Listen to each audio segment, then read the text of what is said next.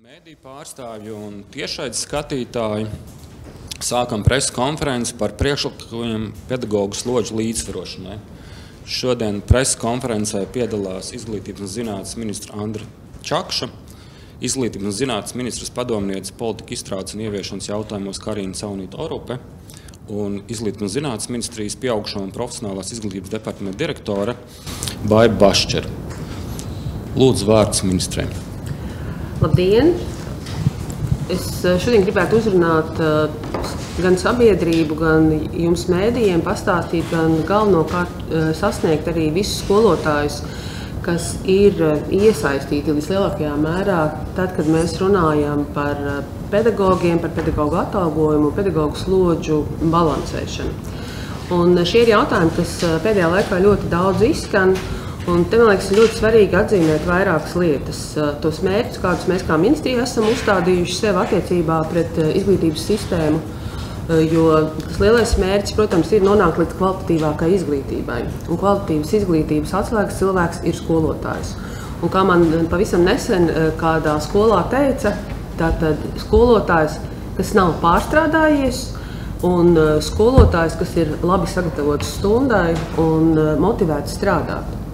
Un līdz ar to šajā atziņā arī slēpjas vairāki faktori, pie kā mēs šobrīd strādājam, kā skaidri noteikt to mācību stundu skaitu, kas ļauj skolotājiem nepārstrādāties. Un līdzinējā sistēma, diemžēl, ir bijusi ļoti plūstoša un ļāvusi iespējams skolu direktoriem dažādi manevrēt ar šīm stundām. Un tādēļ šobrīd, veidojot ļoti skaidru sistēmu, cik kādas mācību stundas ir konkrēti noteiktas, nāk arī mūsu piedāvājums. Svarīgā lieta, noteikti, kas ir jāpasaka, ka no šī gada mēs neko neplānojam mainīt, jo, lai mainītu slodžu balansēšanu, un tas būtu iegūms arī skolotājiem, mums ir jāiet kopā ar finansējumu skolā modeli, kas ienesīs vairāk naudas kopēja izglītības sistēmā, kas ienesīs vairāk finansējumu, lai mēs tiešām visas stundas, ko skolotājs pavada skolā, gan darbā ar skolēniem, mācību stundās, gan citiem pienākumiem, veicot tātad gan piedaloties sapulcē, strādājot metodiskos darbus, tiešām par visu tiktu saņemts atalgojums. Jo mūsu dati rāda, ka skolotāji ir pārstrādājušies, un tas ir viens no tādiem svarīgiem uzstādījumiem. Tātad šogad nekas nemainās. Mūsu piedāvājumā ir tikai slodžu balansēšana divām pedagoģu grupām, kas ir interešu izglītība un profesionālās ievirzes pedagoģi. Bet par to vairāk jau pastāstīsim. Un kopēji mūsu informatīvais ziņojums ir par to, kādas pārmaiņas varētu veidoties no nākamā gada, tātad no 25. gada 1. septembra, kur mēs jau virzamies kopā tātad ar finansējumu skolā jauno finansēšanas modeli, un tad tam atbildīs arī visas pārējās lietas. Bet tālāk, tad, lai izstāstītu, kādā veidā mēs esam pieslēgušies šai metodikai, kādas ir šīs metodikas pārmaiņas, par ko mēs jau iepriekš esam runājuši, bet ļoti svarīgi te uzsvērt ir tātad šo pienākumu sadalījumu maiņu un apmaksas veidu, kas varbūt arī nevienmēr ir izskanējis, ka tas, kā mēs rēķinām uz visu sistēmu, apmaksas veidu nenotiek katrā skolā. Tātad katra skola, katram skolas direktoram ir sava autonomija veidot slodzes daļas.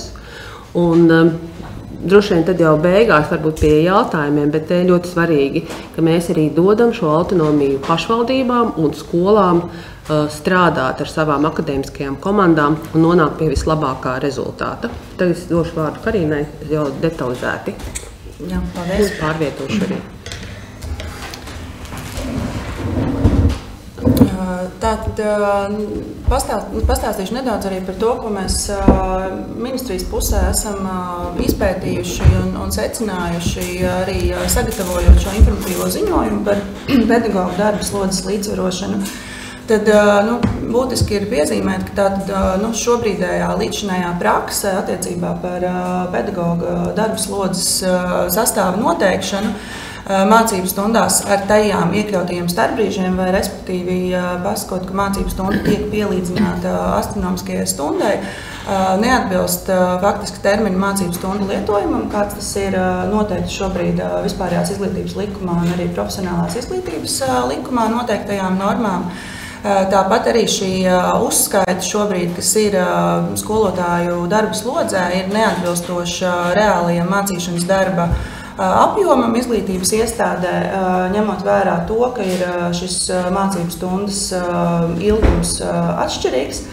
Tātad arī šī pedagoga slodze tiek interpretēta neatbilstošā laika griezumā šobrīd, jo kopējā darba slodze atbilstoši normatīvajos aktos noteiktajiem ir noteikta astronomiskajās stundās nedēļā, līdz ar ko arī šis mācību stundas, ja viņas tiek pielīdzināts astronomiskajām stundām, tad faktiski ir šī neatbilstība laika griezumā, kas attiecīgi arī šis mācību stundas un nodarbības, kurā ir ieskaitīts starpbrīdis, tātad mums parāda to, ka šobrīd ir ļoti atšķirīgi arī mācību stundu un nodarbību ilgumi. Tie var būt no 30 minūtēm speciālā izglītībā, tad 40 līdz 45 minūtes attiecīgi vispārējā un profesionālā izglītībā. Un tāpat ir arī šobrīd ļoti dažādi šie starpbrīži, kas var būt sākot no 5 līdz 10 vai pat 15 minūtēm starp mācību stundām, un attiecīgi arī pusdienu starpbrīži, kas var būt pat no 30 līdz 60 minūtēm. Līdz ar to mēs raugamies tajā virzienā, ka faktiski šo metodoloģiju un slodzes noteikšanas principus salāgot ar faktisko mācību darba organizēšanas situāciju un ņemt vērā tiešām mācību stundu skaitu, kas tiek vadīts, un arī ņemot vērā konkrēto mācību stundas vai nodarbības ilgumu. Svarīgi arī pieminēt, tātad, ka atbilstoši streika prasībām no 2023. gada 1. septembra ir noteikts normatīvajā regulējumā, ja ministra kabineta noteikumos numur 445 par pedagoģu darba samaksu, ir šobrīd noteikts tātad, slodzes sastāvs visām pedagoģu grupām. Šis slodzes sastāvs šobrīd ir noteikts atšķirīgi. Daļai pedagoģi ir noteikts proporcionāli kā procents no kopējās slodzes. Daļai pedagoģi tas ir noteikts stundās. Taču ilustratīvi mēs arī vēlējāmies parādīt šeit uz ekrāna, var redzēt grafiku, kas parāda tātad kopējo slodzi stundās skolotāju amatiem, kas ir pašvaldību vispārējās izglītības iestādēs, kur attiecīgi var redzēt tātad no 22. gada līdz 24. gada martam, ja respektīvi fiksēti dati 3 mācību gados. Un tad šeit mēs ļoti labi varam redzēt, ka faktiski no tā brīža, kad ir no šī mācību gada sākts regulēt slodzes sastāvs visām pedagoģu grupām, ir ļoti būtiski pieaudzis to skolotāju īpatsvars, kuriem kopējā slodze ir 40 vai vairāk stundas.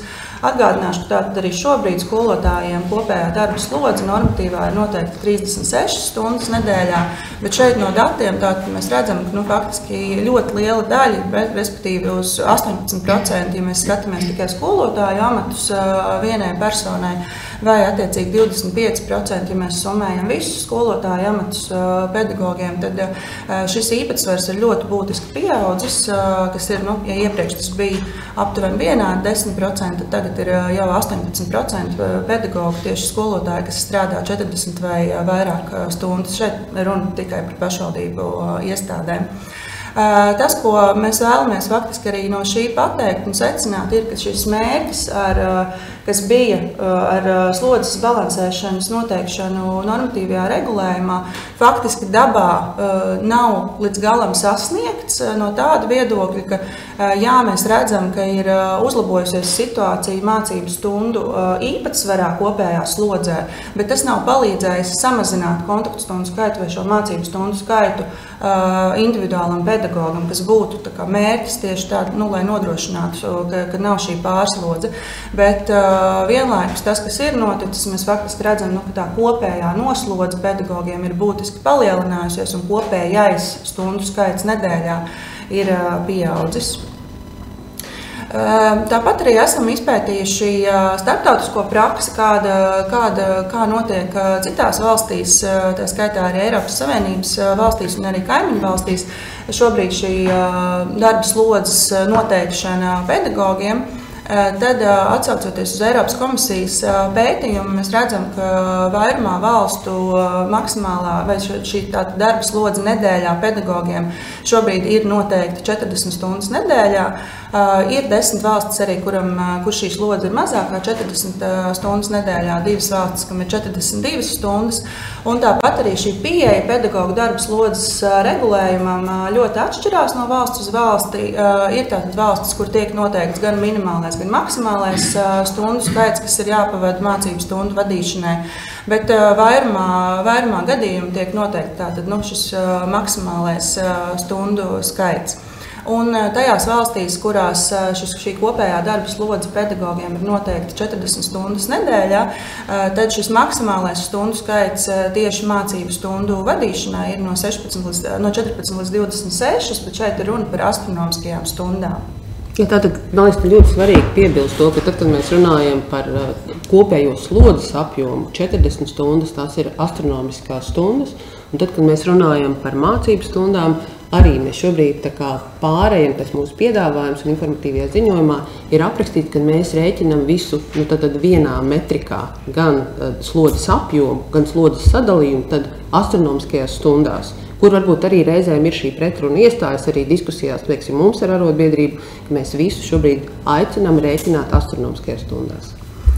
Jā, un tad, ja mēs paskatāmies arī varbūt detalizētāk šobrīd par to, kā ir situācija mūsu kaimiņu valstīs, arī Lietuvā, Igaunijā, tad Lietuvā šobrīd ir darba slodze nedēļā pedagogiem noteikti 36 stundas, taču kopējais stundu skaits Lietuvā ir noteikts pedagogiem gada griezumā, ir noteikts 1512 stundas gadā. Tāpat arī ir noteikts mācību stundu skaits vai kontaktu stundu skaits, kā Lietuvā tas ir regulēts, tas arī tiek noteikts gada griezumā. Bet, ja pieņemot, ka Lietuvā tātad ir šis mācību gads tādā pašā garumā kā Latvijā, respektīvi vidēji tās ir 36 nedēļas, tad sanāk laiks mācību stundu vadīšanai pārvēršot astronomiskajās stundās, tās ir 18,5 stundas, un tātad proporcionāli šis īpatsvars laiks mācību stundu vadīšanai Lietuvā šobrīd ir 51%. Igaunijā šobrīd ir noteikts 35 stundu nedēļa pedagogiem. Vienlaikus arī šī gada sākumā ir uzsāktas diskusijas arī Igaunijā par pārēju uz 40 stundu nedēļu. Tas nav nekur nostiprināts, šobrīd arī viņi ir uzsākuši diskusijas.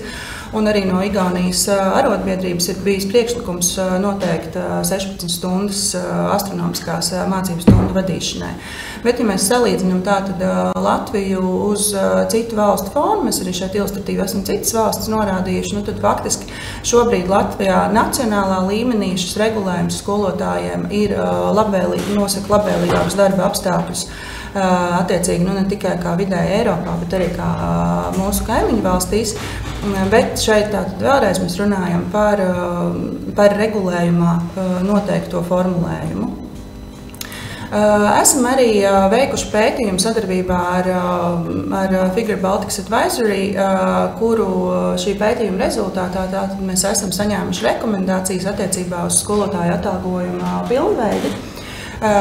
Kur šī rekomendācija tātad arī ir par to, ka skolotāja profesijā vai vispār pedagogam atalgojumam ir jābūt amatā balstītam, tam ir jābūt attiecīgi atbilstoši vispārējiem darba laikam un ietverot visus pedagoga pienākumus. Tāpat arī šajā pētījumā ir bijusi rekomendācija pāriet uz 40 stundu darba nedēļu visiem un nosakot maksimālo mācību stundu apjomu nedēļā un vienlaikus arī paredzot, ka šie pedagogu slodzē iekļaujamie pienākumi var būt dažādās kombinācijās.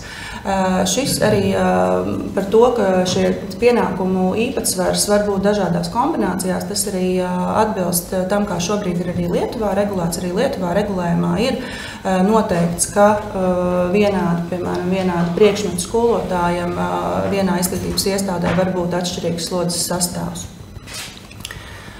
Tad, attiecīgi, tas, kā mēs no ministrijas puses saredzam šo slodzes sastāvu turpmāk noteikti, ir iekļaujot tajā 3 elementus, respektīvi mācību stundas nodarbības vai tīrais mācīšanas laiks, kad pedagogs faktiski pavada mācot konkrēto priekšmetu vai vadot nodarbību.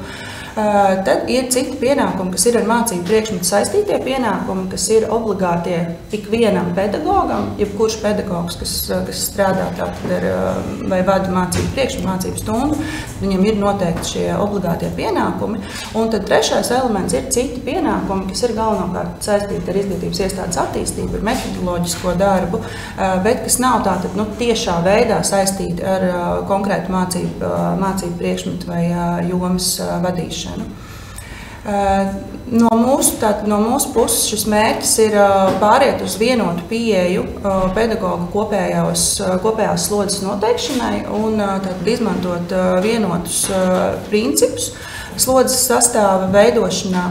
Attiecīgi tad no nākamā gada 1. septembra vai no 25. 26. mācību gada, attiecīgi tad mēs piedāvājam pāriet visiem pedagogiem uz nosakot darba slodzi 40 astronomiskās stundas nedēļā, atbilstoši arī palielinot zemākās mēneša darba algas likmi. Saglabājot tātad šo zemāko noteikto darba stundas likmi, bet, respektīvi, ja šobrīd ir darba slodze pedagogiem noteikti ļoti dažāda, arī 30, 36, 40 stundas nedēļā, tad mēs piedāvājam noteikti visiem vienādi 40 stundas nedēļā, bet atbilstoši arī 40 stundām šo zemāko mēneša darba algas likmi normatīvā regulēto.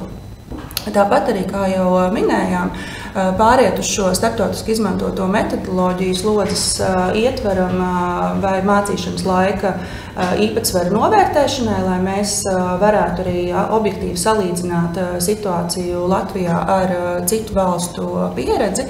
Un tātad šo pedagoģu darba slodzi astronomiskajās stundās liekot arī uzsveru uz to, ka šis ir izglītības iestādes vadītāja autonomijā sadarbībā ar pedagogu noteikt jau individuālam pedagogam šo konkrēto slodzes sadalījumu, ņemot vērā gan pedagoga darba pieredzi, gan citus varbūt pienākumus, kas nav tiešā veidā ar mācību priekšmetu saistītos, gan arī to, teiksim, cik intensīvs šis darbs ir ar klasi un daudz dažādi citi faktori, kurus attiecīgi tad izglītības iestādes vadītājs jau sadarbībā ar pedagogu izvērtē. Attiecībā uz vispārējo pamatizglītību, vispārējo vidējo profesionālo un speciālo izglītību, tātad no šī gada septembra nav plānotas nekādas izmaiņas attiecībā uz darba slodzes noteikšanu. Tātad mēs plānojam, ka paliek līdzšinējā kārtība, kā to nosaka šobrīd normatīvais regulējums. Attiecīgi no 1. septembra nākamā gada tātad minētā pārēja uz 40 stundu darba nedēļu, vienlaikus arī paredzot šo slodzes sadalījumu, nosakot, ka tātad mēs saredzam to, ka šobrīd optimālais mācību stundu skaits nedēļā pilnā slodzē 40 stundu darba nedēļā būtu 26 mācību stundas nedēļā, taču normatīvā regulējot maksimālo, nosakot maksimālo mācību stundu, kas ir 30 mācību stundas, kuru attiecīgi vienojoties ar pedagogu varētu palielināt tikai aizvietojot prombūtnē esošu pedagogu vai aizpildot vakanci. Šī ir tāda būtiska atšķirība no tā, kāds ir šobrīd regulējums, jo šobrīd regulējums tātad šiem skolotājiem, šai pedagogu grupām nosaka, ka laiks darba slodzē mācību stundu vadīšanai ir līdz 65%, bet izglītības iestādes vadītājs ar pedagogu var vienoties par citu slodzes sastāvu, taču normatīvā regulējumā šobrīd nav atrunāts, kas ir tie gadījumi vai kāds ir tas ietvers, līdz cik varētu vienoties. Līdz ar ko mēs redzam šeit būtisku pienesumu ar to, ka, lai tiešām nodrošinātu, ka pedagogi nepārslogojas un netiek noslogoti būtiski ar vairāk mācību stundām, tad mēs saredzam šo tā, ka mēs pasakam šo maksimālo mācību stundu skaitu, bet vienlaikus pasakam, ka palielināt to var tikai konkrētajos gadījumos.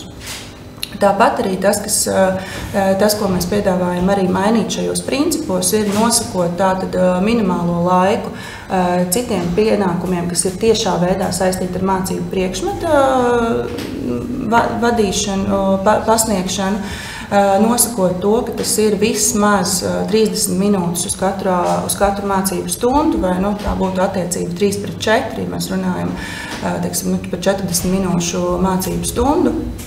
Un, attiecīgi, tad pārējie pienākumi, kas ir citi pienākumi, kas nav tiešā veidā saistīti ar mācību priekšmetu pasniegšanu, tad tie atbilstoši tiek noteikti kopējās slodzes ietvaros un atbilstoši amata aprakstam. Šeit būtu tādi ilustratīvi, parādīsim divus piemērus. Tātad 3 elementi, kas veido slodzes sastāvu. Mācību stundas, ar mācību priekšmetu saistītie citi pienākumi un citi pienākumi, kas tad ir pārējie pienākumi, par ko iepriekš arī jau minējām. Tad pirmais piemērs parāda situāciju, ja skolotājam būtu noteikts šis maksimālais mācību stundu skaits nedēļā, jeb tās 30 mācību stundas nedēļā. Tātad kopā šīs 30 mācību stundas nedēļā veido 20 astronomiskās stundas. Mēs tātad normatīvā paredzam šo regulējumu, ka ne mazāk kā 30 minūtes uz katrām 40 minūtēm ir šis ar mācību priekšmetu saistītiem citiem pienākumiem apmaksājamais laiks, līdz ar ko pieņemot, ka kopējā darba slodze ir 40 astronomiskās stundas, tad šis otrais slodzes elements var būt attiecīgi no 15 līdz pat 20 stundām. Tad atkarībā no tā, kāda ir šī vajadzība un faktiskie tādas pienākumi, arī ņemot vērā visus šos faktorus, arī ko iepriekš minējām, gan pedagoga pieredzi, gan mācību jomu un tam līdzīgi, tad šis trešais elements var arī nebūt, bet ja viņš ir, tad attiecīgi tas var būt līdz pat 5 stundām nedēļā. Attiecīgi otrs piemērs ir...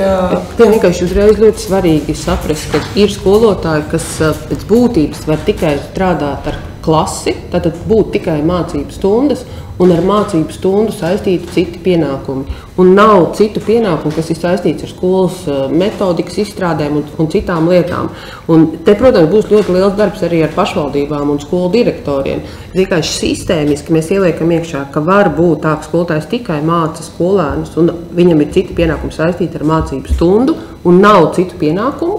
Bet tad otrā piemērā, jo tos mācību stundu skaitu vienojās skolotājs ar skolas direktoru, veidojot savu akadēmisko komandu, ļoti skaidri pasakot, šim skolotājam man viņš ir vajadzīgs, lai viņš strādātu citiem pienākumiem, kas nav saistīti ar mācību stundu, jo tas ir neatraujami. Ja ir mācību stunda, tad ir citi pienākumi, kas ir saistīti ar mācību stundu, vai tad ar mācību stundu saistītie pienākumi. Jā.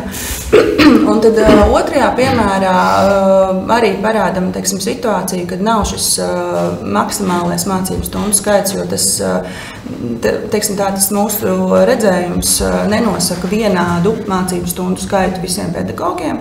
Tad, kā jau ministrs kundze arī minēja, šo mācību stundu skaitu nedēļā nosaka attiecīgi izglītības iestādes vadītājs atbilstoši jau plānojot šo mācību darbu izglītības iestādē. Tad otrajā piemērā ir pieņemts, ka skolotājs vada tātad 24 mācību stundas nedēļā. Attiecīgi šis pirmais slodzes elements, kas ir mācību stundu vadīšanai, tas veido 16 astronomiskās stundas.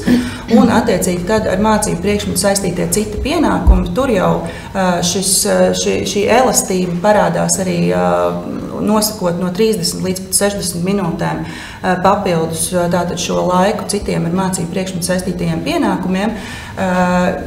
Kā rezultātā tātad šis veido no 12 līdz pat 24 stundām šim slodzes elementam. Un tad attiecīgi atkal tāpatās izejot no tā, cik konkrētam pedagogam, konkrētam mācību jomā ir nepieciešams šis laiks ar mācību priekšmetu saistītiem citiem pienākumiem, tad izejot no tā arī šis trešais slodzes elements var būt vai nu viņš var vispār nebūt, vai viņš var būt līdz pat 12 stundām nedēļā, veidojot atkal jau kopējo darba slodzi 40 astronomiskās stundas. Tas, kas arī ir ļoti būtiski, ka šobrīd mainot šos principus, tajā, kā mēs raugamies kopumā uz pedagoga darba slodzi, nemainoties kopējai darba slodzei, netiek mainīts atalgojums. Ja šobrīd skolotājs strādā 40 darba stundas nedēļā, tad arī ar šādiem jauniem principiem slodzes sastāva noteikšanai tāpat par 40 stundām tiek samaksāts skolotājiem. Tikai tas, ka tas mērķis mums ir parādīt arī caurspīdīgāk faktisko pedagoga noslodzi, lai tā atbilst arī uzskaitē un visos novērtējumos, lai atbilst reālajai mācību darba organizācijai. Droši vien vienkārši, ka šī ir tā vieta, kur ir ietverta šī elastība, kuru var realizēt skolas vadība, veidojot savu akadēmisko komandu, veidojot tos mācību principus, kāds ir skolā. Mēs rēķinam, tātad tas, kas arī svarīgi, tātad nauda, kā aprēķina dotācijai izglītības ministrija, padoties no galvenajiem principiem, skolā iet ļoti elastīgi, tātad no tā, kāds ir skolotājs pretī direktoram, kādu stundu sastāvu tas dos konkrētiem skolotājiem. Jauns skolotājs, skolotājs ar pieredzi, skolotājs, kas strādā ar citiem skolotājiem, skolotājs, kas strādā pie metodikas. Bet būtiski saprast, ka visiem tiek maksāts par 40 stundām, tātad par kopējo slodzi. Es negribu teikt sajaukt galvas, un kāpēc mēs ejam kopā vēl ar finansēšanas modeli skolā, jo tad vēl direktoram ir papildus finansējums, kur viņš var izvērtēt arī atšķirīgi no ieguldījuma. Bet te ir būtiski, ka pie vienāda naudas apjoma šie pienākumi var tikt sadalīti dažādi, un to dara skolas akadēmiskā vadība. Jā, bet vienlaikus arī varbūt, lai būtu arī tāda skaidrība, ka mēs ar šo neparedzam, ka pilnīgi visiem pedagogiem ir jāstrādā 40 stundas nedēļā. Arī tāpat kā šobrīd ir daļslodzes, ir nepilnas slodzes, līdz ar ko tātad šo kopējo darba slodzi, vai faktiski, kas tiek noteikti tātad šajās astronomiskajās stundās nedēļā, to jebkurā gadījumā nosaka izglītības iestādes vadītājs vienojoties ar pedagogu, un arī šī principa maiņa neparedz, ka nebūtu iespējams strādāt mazāku stundu skaitu, vienkārši atbilstoši tad arī tiek aprēķināts šīs proporcijas slodzes sastāvā. Attiecībā uz profesionālās ievirzes un interešu izglītības pedagogiem, tad šobrīd ir noteikts, ka darba slodzes šiem pedagogiem ir 30 astronomiskās stundas nedēļā, paredzot 26 stundas nedēļā mācību stundu vai nodarbību vadīšanai un attiecīgi 4 stundas citiem pienākumiem. No datiem arī mēs redzam, izvērtējot kopējos darba pienākumus, kādi ir profesionālās ievirzes un interešu izglītības skolotājiem, mēs redzam, ka ir nepieciešamība palielināt nedaudz šo īpatsvaru tieši šiem pedagogiem tajā sadaļā, kas ir citiem pienākumiem, līdz ar ko šīm pedagoģu grupām mēs paredzam izmaiņas jau no šī gada septembra, proti nemainot slodzes kopējo sastāvu, atstājot to 30 stundas nedēļā, taču nosakot slodzes sastāvu attiecīgi 25 stundas nedēļā mācību stundu nodarbību vadīšanai un 5 stundas citu pienākumu veikšanai. Vai, respektīvi, tas nozīmē, ka ir 1 stunda vairāk tiek paredzēts kopējā slodzē tieši citiem pienākumiem. Un no nākamā gada 1. septembra tad piedāvājam arī pāriet uz 40 stundu darba nedēļu, kā visiem pedagogiem, un noteikti maksimālo mācību stundu skaitu 34 stundas nedēļā. Šobrīd arī jāpiebilst, ka ir noteikts šīs 26, bet ar noteikumu, ka var palielināt līdz 2 stundām. Arī šo atkāpi šogad mēs nemainām, mēs tātad pamainām uz 25 stundām, bet tāpat saglabājam šo atkāpi, ka ir iespējams vienoties par lielāku, bet līdz 2 stundām. Taču no nākamā gada tātad mēs paredzam, ka mēs nosakam šo maksimālo mācību stundu skaitu. Attiecībā uz atbalsta personālu šobrīd normatīvais regulējums paredz 30 stundu darba nedēļu, un no tām līdz 70% ir mācību stundu nodarbību vadīšanai. No šī gada 1. septembra mēs tātad piedāvājam noteikti, ka slodzes sastāvs ir atbilstoši amata aprakstam. Šeit ir būtiski nianses tajā, ka šobrīd tās pedagoģu grupas, kas ir atbalsta personālā un kas arī normatīvajā regulējumā ir it kā šobrīd regulēts attiecībā uz slodzes sastāvu, vienlaikus mēs redzam, ka lielākā daļa no šīm atbalsta personāla pozīcijām netiek tarificētas stundās, tiek noteikti tikai kopējā darba slodze, līdz ar ko arī faktiski nav šobrīd pat iespējams objektīvi izvērtēt šo slodzes sastāvu. Tādēļ mēs arī virzamies uz to, ka atbalsta personālam tomēr šis slodzes sastāvs ir nosakāms atbilstoši amata aprakstam un izvērtējot jau konkrētos pienākumus. Tāpat arī atbalsta personālam, arī ir ļoti bieži jāpieslēdzās jau individuālām konkrētām situācijām izglītības iestādē, ko jebkurā gadījumā ar tādu visiem vienādu normatīvu regulētu procentu nebūtu pat iespējams jebkurā gadījumā risināt. Un tad savukārt no 25. gada septembra atkal pārēja uz 40 stundu darba nedēļu, arī atbilstoši palielinot zemākās mēneša darba algas likmi, un slodzes sastāvs atbilstoši amata aprakstam, nenosakot tātad šo vienādo slodzes sastāvu nacionālā līmenī.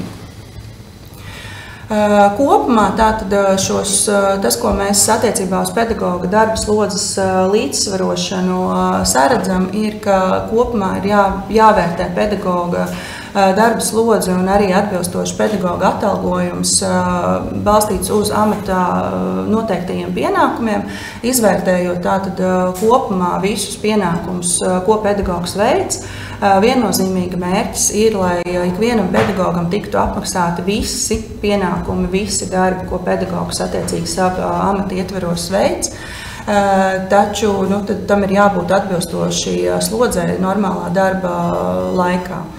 Attiecīgi ar šo pārēju uz 40 stundu darba nedēļu un attiecīgi arī nosakot atbilstošu zemāko mēnešu darba algas likmi, vai respektīvi palielinot to tām pedagoģu grupām, kurām šobrīd nav 40 stundu darba nedēļa, tad mēs plānojam arī atvieglot tādu uzskaitu arī pedagogam, vieglāk saprotot, ņemot vērā to, ka ļoti daudz pedagoģi apvieno šobrīd amatus arī un šiem amatiem, piemēram, ir skolotājs, kurš dienas pirmajā pusē, piemēram, vada latviešu valodas nodarbības, tad vēl pilda daļslodzē arī, piemēram, direktora vietnieku pienākumus, un vēl pēcpusdienā strādā par interešu izglītības skolotāju, tad šobrīd šādam pedagogam darba slodzes normatīvā ir trīs dažādos apmēros, kā direktora vietniekam 40 stundu nedēļu, latviešu valodas skolotājiem 36 stundu darba nedēļu un interešu izglītības skolotājiem 30 stundu darba nedēļu. Līdz ar ko šeit veidojās tāds arī mikslis un grūti izskot un uztvert vispār, tad kāda ir tad tā kopējā slodze. Attiecīgi pārējot uz vienotu 40 stundu darba nedēļu, tad ir skaidrs, ja pat ja tās ir daļslodzes, tad kopā sasummējot ir viegli gan pašam pedagogam uztvert, gan arī izglītības iestādes vadītājiem un izglītības iestādes pārvaldēs vieglāk plānot arī šos pedagoģiskos resursus. Tāpat arī plānojam uzlabot šo metodoloģiju pedagoģa darba slodzes ietveram, tieši sadalījuma noteikšanā, izdalot šobrīd skaidri pasakot, kas ir tie citi pienākumi, mācību priekšmetu saistītie citi pienākumi, jo tie ir tādi obligāti katram ikvienam pedagogam, vienlaikus arī nodalot to, ka ir arī šie pārējie pienākumi, kas nav obligāti katram pedagogam, bet tas ir atbilstoši tam, kā šis pedagogs tiek iesaistīts. Un viena lieta, kas obligāti jāpiemina, ko daudzi prasījuši, un kas varbūt ir pazudis tajā sarunā par starpbrīžiem. Tas vienmēr uzdotais jautājums, vai mēs esam pazaudējuši starpbrīžus? Nē, starpbrīži ir ierēķināti citos pienākumos. Tātad starpbrīži tāpatās tiek ņemti vērā, tie ir ierēķināti citos pienākumos un ir daļa no tātad slodzes, kas ir saistīti ar to. Jā, paldies. Šis tiešām būtisks precizējums. Jā, starpbrīžus mēs nekur nesvītrojam ārā, starpbrīži vienkārši iet zem citiem pienākumiem. Un attiecībā uz pirmsskolas izglītību mums arī izpalika slaids, bet attiecībā uz pirmskolas izglītību tad šobrīd arī šajā mācību gadā un arī nākamajā mācību gadā mums šobrīd nav plānotas izmaiņas slodzes sastāvā. Šobrīd arī pirmskolas pedagogiem ir 40 stundu darba nedēļa, līdz ar ko arī attiecībā uz šo nav paredzētas izmaiņas. Taču vienlaikus tas, ko arī mēs ņemam vērā un izvērtējam arī komentārus un priekšlikumus, kas ir bijuši no nozares speciālistiem, mēs izvērtēsim nepieciešamību noteikt jau tādā regulējuma līmenī pedagogu skaita attiecību pret bērnu skaitu grupā, jo šī tiešām arī ir identificēta kā problēma šobrīd, nevis šis tieši slodzes sadalījums, bet tas, cik pedagogi pie konkrētu bērnu skaita grupā darbojās. Un attiecīgi, tad, kā jau minējām, profesionālās ievirses skolotājiem, sporta treneriem un interešu izglītības skolotājiem stundu skaita slodzē citu pienākumu veikšanā tātad ir plānots palielināt no šī gada septembra. Jā, tad nedaudz arī pirms es dodu vārdu kolēģei, tas, ko varbūt tā kopsavēlkot, tas, ko mēs arī esam secinājuši, gatavojot šo informatīvo ziņojumu par pedagogu slodzes līdzsvarošanu un atbilstoši arī izejot no šiem secinājumiem, sagatavojot grozījumu projektu ministru kabineta noteikumos, tas secinājums viennozīmīgi ir jārisina problēma ar pedagogu pārslodzi, bet mēs nesaredzam to, ka nākamais tāds palielinājums slodžu sastāvu noteikšanā, samazinot kontaktstundu skaitu, šis, kā es arī iepriekš jau minēju, nesasniedz šo mērķi, ka pedagogi nepārstrādājas. Tādējādi mēs esam panākuši to, ka kopējā noslodze pedagogiem palielinās. Arī sarunās ar arotbiedrību mēs esam diskutējuši par to, ka šie iemesli, kādēļ skolotāji pārslogojas, ir tādēļ, ka mums ir vakances un skolotāji aizpilda vakances. Tāpat arī ir šī amatu apvienošana ļoti daudziem pedagogiem. Tādēļ kopumā mēs saredzam, ka šī problēma sistēmā kopumā ir jārisina ar citiem instrumentiem, piesaistot nozarei jaunus pedagogus, sniedzot atbalstu esošajiem pedagogiem.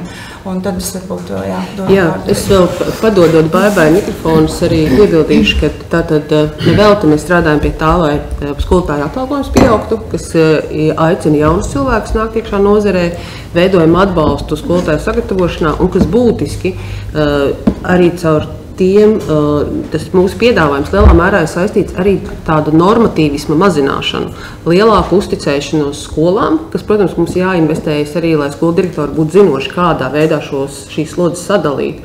Bet ejot projām no pārregulācijas, skaidri iedodot rāmi, kurā ir jāstrādā, bet tālāk dodot šo brīvību gan stundu noteikšanā, gan slodzes sadalījumā.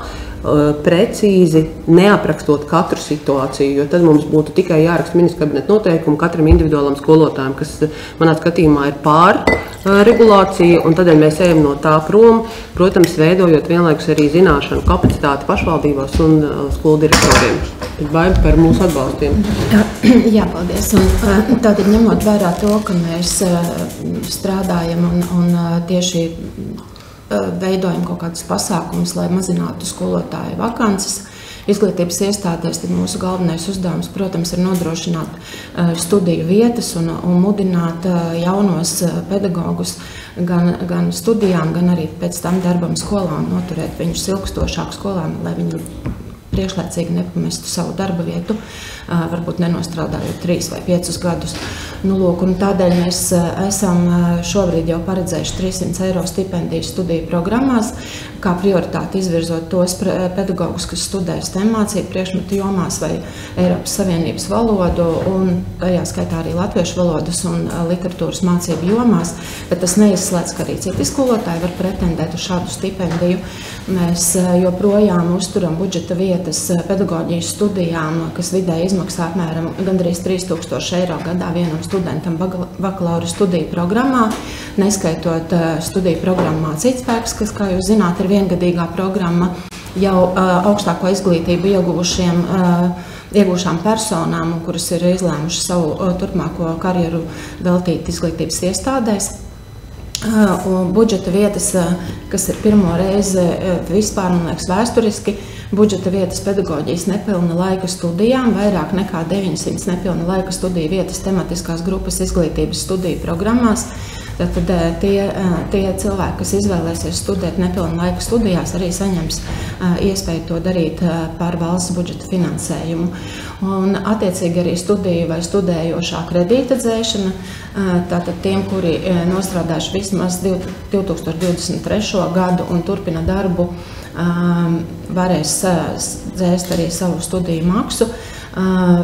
Šobrīd mēs pieteikumu pieņemšanu uzsākam 2024. gada 1. ceturksnī. Un vēl viens tāds kārtīgs atbalsts jau tiem pedagogiem, kuri tikko uzsāka darbu izglītības iestādēm, pabeiguši studijas, tātad indukcijas gads, kur ir papildu profesionālais atbalsts, papildu stipendija pirmajā darba gadā skolām pēc studiju pabeigšanas. Tam tātad ir skolotāji mentori izglītības iestādēs, arī sadarbībā ar augstskolām, ar augstākās izglītības iestādēm sniedz maksimālu atbalstu. Un papildus tam es vēl gribu teikt, ka mēs joprojām turpinām arī valsts budžeta finansējumu tiem jau esošajiem pedagogiem, kuri grib iegūt papildu kvalifikāciju. Šogad arī lielāku akcentu liekot tieši uz STEM mācību priekšmetiem, arī latviešu valoda, literatūra, arī otrā svešvaloda, tātad Eiropas Savienības valstu valodas, un arī iespēju esošiem pedagogiem iegūt papildu kvalifikāciju sociālais pedagogs.